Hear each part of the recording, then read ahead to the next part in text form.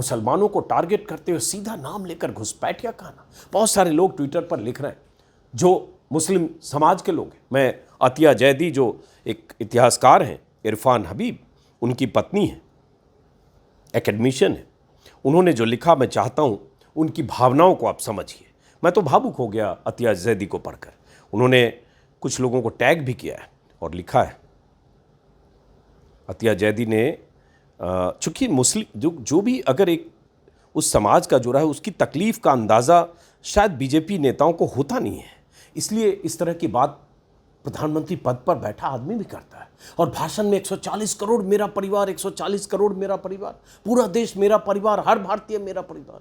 और इसी भारत में तो 20 करोड़ वो लोग भी रहते हैं। मैंने पहले भी वीडियो में विस्तार से बताया, ये छद्म है, ये लफ्फाजी है, ये जुमला है, ये धोखा है।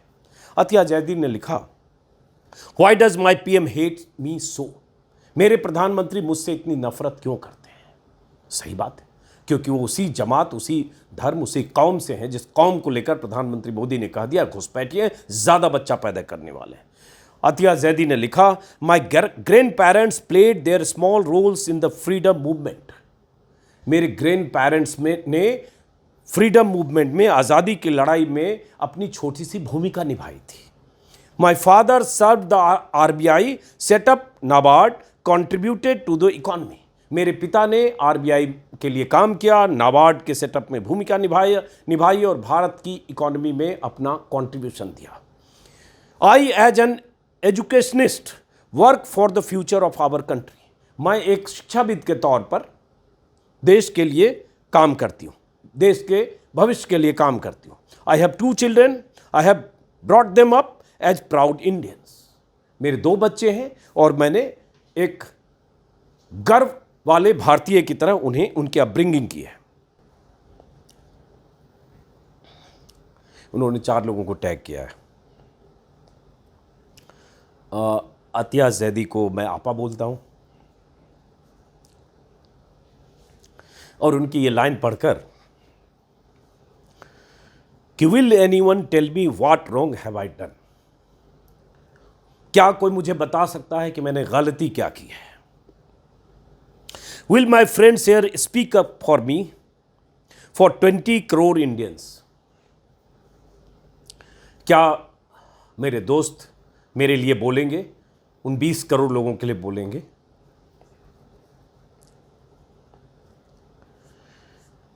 मेरे शब्द नहीं है, शब्द चुप गए। भावनाएं इस तरह से मेरे शब्द के ऊपर हावी हो गई कि मुझे समझ में नहीं आ रहा। मैं कई बार इन भावनाओं को समझता हूँ, इसको फील करता हूँ। इसलिए ऐसी बातें मैं अपने वीडियो में अक्सर, जब कोई बीजेपी का नेता और कोई भी नफरती लोग ऐसी हेट स्पीच या इस तरह की बातें करते हैं तो मैं प्रतिक्रिया देता हूँ, तल्खी आक्रोश भी दिखता है। लेकिन एक संजीदा महिला, एक शिक्षाविद जिनके हस्बैंड इरफान हबीब साहब अच्छे खासे हिस्टोरियन हैं, वो इरफान हबीब एक अलीगढ़ में रहते हैं, सीनियर, वो नहीं दूसरे, इन्होंने भी राष्ट्रवाद पर, भगत सिंह पर कई किताबें लिखी हैं और मैं व्यक्तिगत तौर पर दोनों को जानता हूं। अगर उनकी तकलीफ इन शब्दों में रिफ्लेक्ट हो रही है, क्योंकि देश का कोई भी मुसलमान फिर वैसे ही सोचेगा कि प्रधानमंत्री मोदी ने तो उन्हें घुसपैठिया कह दिया, क्योंकि उन्होंने घुसपैठिए को जनरलाइज किया है। प्रधानमंत्री मोदी ने ज्यादा बच्चा पैदा करने वाले कहकर पूरे मुसलमान समाज को, पूरी मुस्लिम जमात को, पूरे कौम को, पूरे उस धर्म से जुड़े हुए लोगों को जनरलाइज किया है। तो आतिया जैदी ने कहा कि मेरे 2 बच्चे हैं और मैंने उनकी ऐसी अपब्रिंगिंग की है, उनका कंट्रीब्यूशन उनके परिवार का 3 पीढ़ियों का इस देश के लिए है, तो उनकी तकलीफ मैं समझ सकता हूं। मैं यही कहूंगा,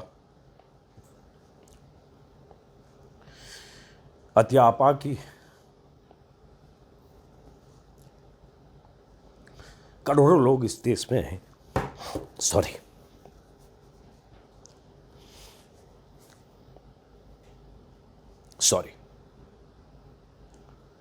तो सोचिएगा जरा कि क्या हो रहा है इस देश में। मैं इतना ही कहूंगा अतिया आपा कि परेशान मत होइए। इस देश में हम जैसे करोड़ों लोग हैं, करोड़ों लोग, जो सोच की नुमाइंदगी नहीं करते हैं, जिस सोच की नुमाइंदगी बीजेपी नेता करते हैं, या जिस सोच के सबसे बड़े नुमाइंदे आज की तारीख में प्रधानमंत्री मोदी हैं, जिन्होंने ऐसी बात कह दी। करोड़ों लोग इस देश में ऐसे हैं जो मोदी जी की तरह नहीं सोचते हैं, जो हिंदू, मुसलमान, सिख, ईसाई सबको इस देश का नागरिक मानते हुए सर्वधर्म समभाव वाली मानसिकता के हैं। अगर ये सच नहीं होता तो मोदी जी की पार्टी को 2019 में 37% वोट मिले, एनडीए को जोड़ लें तो 43-44%, इस बार अधिकतम मान लीजिए हो जाए तो 44-45%, तो भी 55% मतदाताओं ने जो वोट नहीं दिया वो बीजेपी को नहीं दिया। इसका मतलब देश की बड़ी आबादी, आधे से ज्यादा बड़ी आबादी, प्रधानमंत्री मोदी के इस तरह के विचार से इत्तेफाक नहीं रखती है। और जिन्होंने वोट दिया होगा और दिया है और देंगे, उनमें से भी बहुत सारे लोग होंगे जो इससे इत्तेफाक नहीं रखते होंगे और नहीं रखेंगे। हमें उम्मीद है कि उनके भीतर भी दिल और दिमाग होगा और एक बार ठंडे दिमाग से सोचेंगे कि क्या आपके पड़ोस में, आपके अगल बगल में, या आपके स्कूल में, आपके कॉलेज में, आपके गली में, आपके मोहल्ले में, आपके अपार्टमेंट में, आपकी सोसाइटी में जो मुस्लिम रहता है, जो मुसलमान रहते हैं, या ऐसे मुस्लिम जिनके साथ आप पले बढ़े, स्कूल में, कॉलेज में, आपकी परवरिश पड़ोस में हुई, आपका दोस्त हो सकता है, आपका हम प्याला हम निवाला हो सकता है, आप उसके त्योहार में गए होंगे, ईद बकरीद में, वो आपके घर आया होगा होली दिवाली में, क्या वो घुसपैठिया है क्योंकि वो मुस्लिम है? कभी ऐसे सोचते हैं? मुझे लगता है करोड़ों लोग जिन्होंने बीजेपी को वोट दिया है और देंगे भी शायद, वो भी शायद ऐसे नहीं सोचते होंगे। मैं उम्मीद तो करता हूं। इसलिए अतिया आपा, मैं वीडियो का ये हिस्सा आपको एड्रेस करते हुए कह रहा हूं कि मत सोचिए कि आप अकेली हैं और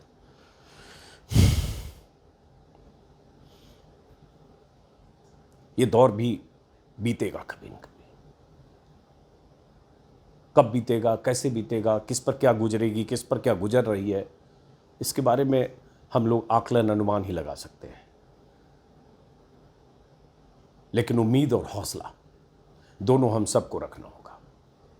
उन्हें सिर्फ सत्ता चाहिए, किसी भी कीमत पर सत्ता चाहिए। उन्हें सिर्फ कुर्सी से मोहब्बत है, किसी भी कीमत पर कुर्सी चाहिए। लोग नफरतों में उलझे, लोगों के भीतर नफरतें इतनी तेजी से प्रगाढ़ हो, नफरत का रंग लोगों के दिलो दिमाग पर इस कदर चढ़े, इस कदर असर दिखाए कि मोदी जी को की ताजपोशी फिर से तीसरी बार हो जाए। इसीलिए मोदी जी ऐसी बात कर रहे हैं। और अतिया आपा, अभी ये शुरुआत हुई है। मुस्लिम लीग से शुरू होकर मटन मछली मुगल से लेकर अभी ये मुसलमानों को घुसपैठिया कहने और ज़्यादा बच्चे पैदा करने वाली जमात तक आए हैं। अभी तो 6 दौर का चुनाव बाकी है, बहुत कुछ देखना बाकी है अभी। इसलिए हिम्मत, हौसले के साथ उम्मीद जरूरी है। तो फिलहाल मैं यही कहूंगा कि हम जैसे करोड़ों लोग आपके साथ हैं।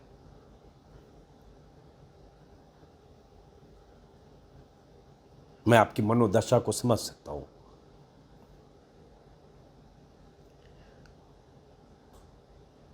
मैंने आपके इस ट्वीट को जो रात में आपने 11:57 पर किया है, रात में भी कई बार पढ़ा और सुबह भी पढ़ा। उस पर कुछ लिखने की हिम्मत नहीं हुई मेरी, क्योंकि मुझे ये भी पता था कि मैं अगर कुछ लिखूंगा वहां तो शायद फिर गाली देने वाले बहुत सारे लोग आ जाएंगे। वो खुद को मोदी का परिवार कहने वाले लोग, खुद को सनातनी हिंदू कहने वाले लोग, खुद को देश प्रेमी और राष्ट्र प्रेमी कहने वाले लोग, खुद को मोदी का कट्टर समर्थक कहने वाले लोग, वो सब लोग फिर आएंगे और फिर कुछ ऐसी बात मेरे कमेंट के जवाब में, कमेंट बॉक्स में लिख जाएंगे जिससे फिर शायद आपको तकलीफ हो। इसलिए मैं आपकी तकलीफ पर कोई और लेयर नहीं चढ़ाना चाहता था अतिया आपा, इसलिए मैंने जवाब नहीं दिया। लेकिन मुझे लगा इस वीडियो में इसका जिक्र करना जरूरी है, और आप सबसे, कि अगर आप भारत के संवेदनशील नागरिक हैं, आपके भीतर संवेदना है, आपके भीतर इंसानियत है, आपके भीतर मानवता का संचार हो रहा है, तो सोचिएगा किस तरह की राजनीति हो रही है। एक तरफ मोदी जी का वो बयान और एक तरफ अतिया आपा को, अतिया जैदी को, देश के उन 20 करोड़ मुसलमानों की एक प्रतिनिधि के तौर पर उनकी बात को सुनिए, समझिए, शायद आपको कुछ समझ में आए।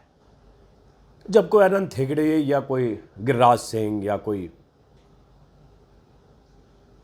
साध्वी प्रज्ञा या कोई और कोई ऐसे बहुत सारे फ्रिंज एलिमेंट ऐसे बयान देते हैं तो बचाव भी किया जाता है, बीजेपी पल्ला भी झाड़ लेती है कि तो फ्रिंज एलिमेंट। कोई प्रज्ञा ठाकुर बोलती है, प्रधानमंत्री बोलते हैं दिल से माफ नहीं करूंगा जब गांधी और गोडसे पर बयान देती हैं। लेकिन जब प्रधानमंत्री खुद कहते हैं, जब खुद पूरी जमात को कहते हैं कि घुसपैठिए, ये ज्यादा बच्चा पैदा करने वाले हैं। प्रधानमंत्री जब कहते हैं कपड़ों से लोग पहचाने जा रहे हैं, अभी तो शमशान कब्रिस्तान तक आना है उनको, ये सब बयान सुने हैं ना हमने। मोदी जी की जुबान से निकले ये बयान है ना, यूपी चुनाव शायद 2017 के वक्त। तो फिर क्यों कहते हैं सबका साथ, सबका विकास, सबका विश्वास? बंद कीजिए चोचलेबाजी, बंद कीजिए ढकोसले। ऐसे भी वो सब दिखावा है, हाथी के दांत खाने के और दिखाने के और होते हैं। वो दांत हमने देखे हैं प्रधानमंत्री मोदी जी आपके, और वो दांत आप बार बार दिखाते हैं ऐसी बातें कहकर। अभी तो दूसरा दौर ही चुनाव का है। अभी तो अगर दूसरे दौर को गिन लें तो 6 दौर बाकी है। पहले इतनी हताशा, पहले दौर के चुनाव के बाद इतनी हताशा।